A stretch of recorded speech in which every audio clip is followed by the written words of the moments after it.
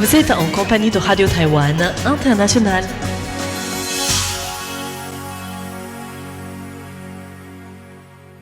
Bonjour à tous et bienvenue sur l'antenne française de Radio Taïwan International. Ici Lisa Dufaux pour vous présenter le programme de ce vendredi 22 mai 2026.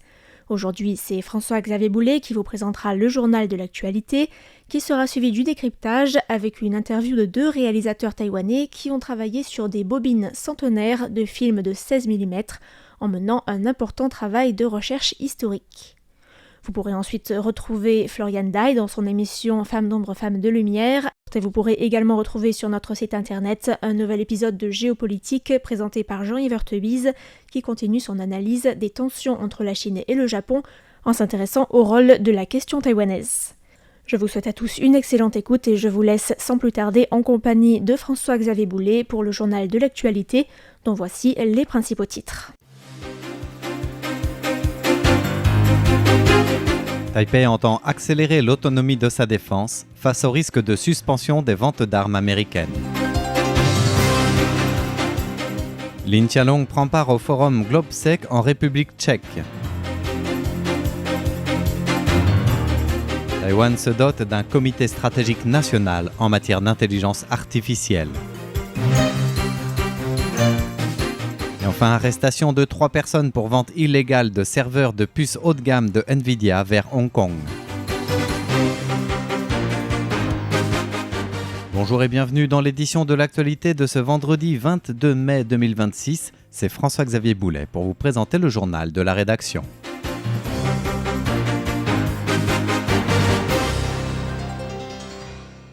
Taipei entend accélérer l'autonomie de sa défense face au risque de suspension des ventes d'armes américaines.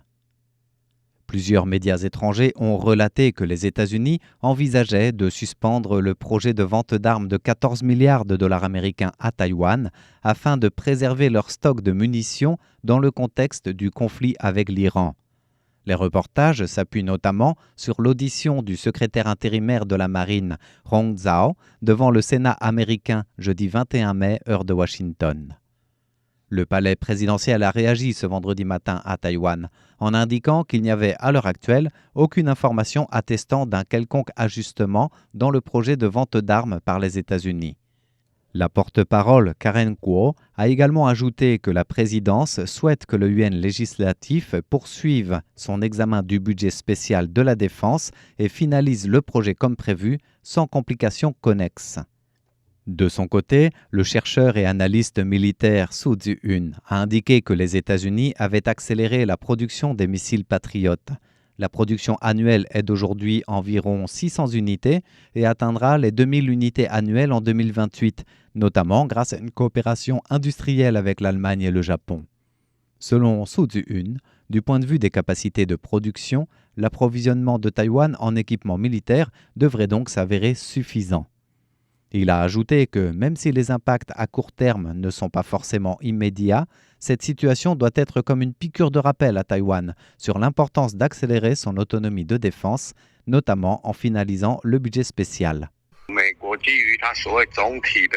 Le secrétaire intérimaire de la Marine a fait cette déclaration en se basant sur la considération en munitions des besoins généraux des opérations militaires des États-Unis. Plus important encore, cela rappelle à Taïwan qu'il faut accélérer son autonomie de défense. Les 470 milliards de dollars taïwanais restants représentent un manque qu'il faut rapidement combler. Dans cette deuxième série de lettres d'offres et d'acceptation de vente d'armes, les principaux équipements concernés sont les missiles Patriot et d'autres munitions de précision. Ces équipements de défense aérienne pour Taïwan risquent d'être affectés par les tensions géopolitiques. Enfin, Su Zhi-un reste prudemment optimiste concernant les ventes d'armes américaines à Taïwan. Il souligne que les missiles Patriot et le système NASAMS sont des équipements défensifs et que Taïwan dispose déjà d'une base existante pour ces systèmes. Lin Chia-long prend part au forum GlobeSec en République tchèque. Le ministre taïwanais des Affaires étrangères était invité comme intervenant au forum sur la sécurité GlobeSec organisé hier à Prague, en République tchèque. Lin Jialong a appelé de ses vœux à un renforcement du partenariat stratégique entre Taïwan et l'Europe dans son discours consacré à la résilience dans un monde fragmenté. Le chef de la diplomatie a souligné que Taïwan était un partenaire indispensable pour les efforts européens de réindustrialisation et de réarmement, soulignant que l'économie était aussi un gage de sécurité. Lin Jialong a également mis en avant les résultats de la stratégie de réduction des risques vis-à-vis de la Chine, indiquant que la part des investissements taïwanais vers la Chine était passée de 84% il y a 10 ans à environ 3% aujourd'hui, tandis que l'économie taïwanaise s'est diversifiée et a même enregistré l'année dernière une croissance de plus de 8%. Le ministre des Affaires étrangères a dénoncé les pressions chinoises, citant notamment le report de la visite d'État de Lai Ching-te en Eswatini, ou encore la coercition économique continue pratiquée par la Chine qui fausse la concurrence mondiale par ses surcapacités industrielles et agite en même temps les terres rares comme argument de pression géopolitique. Enfin, Lin Jialong a mis en avant la force technologique et la résilience de Taïwan comme autant d'atouts pouvant contribuer à bâtir avec l'Europe des chaînes d'approvisionnement démocratiques, sûres et fiables, à l'image des récents investissements taïwanais en Europe, tels TSMC en Allemagne, Foxconn en France et en Europe centrale, Delta Electronics aux Pays-Bas ou encore en Slovaquie. Taïwan se dote d'un comité stratégique national en matière d'intelligence artificielle. Le gouvernement taïwanais a annoncé hier la création d'un comité spécial stratégique national sur l'intelligence artificielle afin de coordonner la politique nationale en matière d'intelligence artificielle et de faire de Taïwan un territoire sûr et digne de confiance dans ce domaine. Cette décision, actée lors du Conseil des ministres, entre dans le cadre de la mise en œuvre de la nouvelle loi fondamentale sur l'intelligence artificielle. Le comité stratégique sera placé sous l'autorité directe du Premier ministre et son programme de développement confié à la Commission nationale des sciences et technologies, comme nous le détaille tout de suite la porte-parole du gouvernement, Michelle Li Ruiju. Le comité spécial stratégique national sur l'intelligence artificielle sera dirigé par le Premier ministre et aura pour mission de coordonner, mettre en œuvre et superviser l'ensemble des affaires relatives à l'IA. En parallèle, la Commission nationale des sciences et des technologies élaborera le premier programme national de développement de l'IA avec l'objectif d'intégrer l'innovation technologique, le développement industriel, le bien-être social et la protection des droits humains. Ce programme national sera soumis au futur comité stratégique national. Le gouvernement prévoit également de renforcer l'enseignement de l'intelligence artificielle dans les écoles, de former davantage d'enseignants spécialisés et de créer des référentiels communs de compétences pour les entreprises et la fonction publique. Arrestation de 3 personnes pour vente illégale de serveurs de puces haut de gamme de Nvidia vers Hong Kong. Alors que la vente des serveurs IA haut de gamme de la compagnie américaine Supermicro équipée de puces haut de gamme de Nvidia est entièrement interdite de vente vers la Chine, Hong Kong et Macao, le parquet de Keelung à Taïwan vient de procéder à l'arrestation de 3 malfaiteurs qui opéraient un trafic de ces serveurs vers ces zones interdites. Selon les procureurs, les 3 suspects ont acquis des dizaines de serveurs à Taïwan, dont la valeur s'élève à 10 millions de dollars taïwanais, soit plus de 288 000 euros, et ils expédiaient ces serveurs à Hong Kong.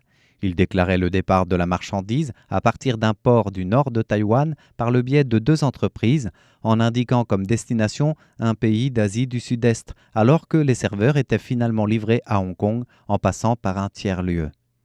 Après une vague de perquisitions menée le 20 mai dans 12 lieux différents à Taipei, dans le Nouveau Taipei, à Taoyuan et à Taichung, les procureurs ont saisi 50 serveurs équipés de puces haut de gamme de Nvidia, des téléphones portables, des ordinateurs, des registres comptables, des voitures de luxe et plus de 9 millions de dollars taïwanais ou 260 000 euros environ.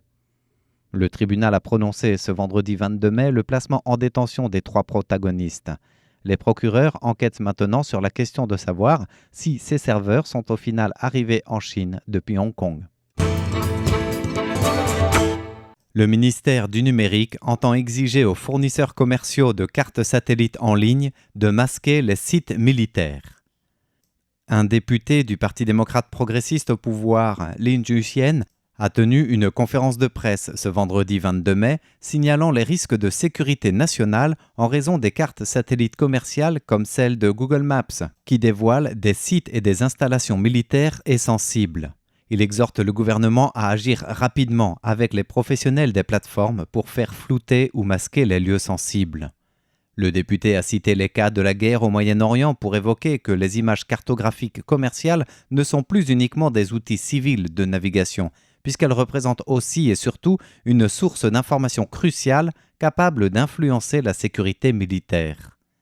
Le député du parti au pouvoir a indiqué que l'Iran a par exemple utilisé ces images pour analyser et localiser les bases militaires américaines et les installations connexes afin d'opérer des frappes de précision. En réponse au député, la vice-ministre du numérique, Isabelle Howe, a indiqué que son ministère était justement averti récemment de ce risque et s'est réuni aujourd'hui avec les 3 grands professionnels internationaux que sont Apple, Google et Microsoft.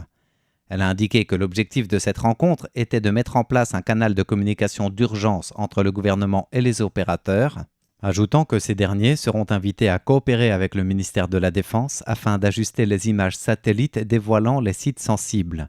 Les opérateurs sont censés coopérer avec les autorités publiques en vertu de la réglementation relative aux zones vitales et aussi en vertu de la loi sur l'arpentage et la cartographie.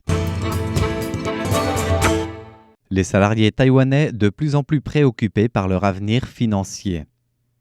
Avec la forte activité du marché boursier taïwanais ces derniers mois, les salariés s'intéressent davantage à l'investissement et à la gestion financière. Selon une enquête publiée aujourd'hui par la Banque de ressources humaines en ligne 1111, plus de 40% des personnes interrogées disent avoir réalisé des gains en bourse en 2025, avec un bénéfice moyen de 155 702 $ taïwanais ou 4 400 €. Malgré l'intérêt croissant pour les placements, la majorité des salariés sondés restent prudents, avec 37,5% qui privilégient les ETF ou les fonds d'investissement, suivi de 36,1% qui optent pour une épargne classique. Le sondage met surtout en lumière l'inquiétude croissante des Taïwanais par rapport à leur situation financière, que ce soit en termes d'emploi ou de risque de récession économique.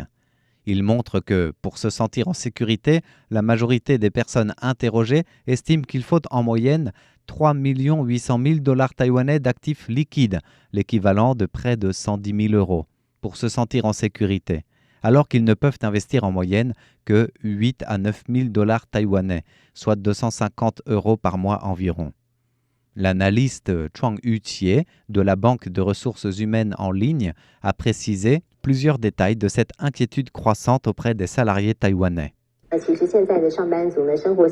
Notre enquête de cette fois-ci montre que le quotidien des salariés aujourd'hui est relativement plus difficile. Certains vivent même essentiellement au jour le jour en disant que ce qu'ils gagnent d'un côté repart aussitôt de l'autre et que leurs revenus couvrent tout juste leurs dépenses.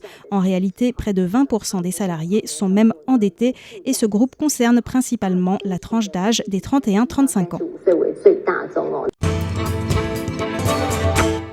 Et du sport pour conclure avec la première médaille d'or féminine en 10 ans pour Taïwan au championnat d'Asie de taekwondo.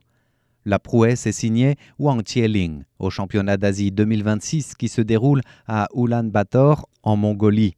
Et du haut de ses 17 ans qu'elle vient de célébrer il y a 15 jours, la Taïwanaise déjà 2 fois titrée chez les juniors a remporté la finale de la catégorie des moins de 46 kg face à la Thaïlandaise Pacharakan Polkerd. Et elle remporte donc la médaille d'or pour ses premiers championnats d'Asie. Pas mal.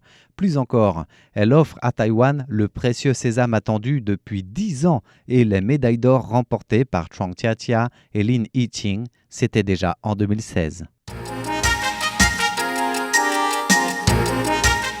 Bien, c'est ainsi que nous arrivons au terme du journal de l'information de ce vendredi 22 mai qui vous était présenté par François-Xavier Boulet. Bonne suite de programme en notre compagnie.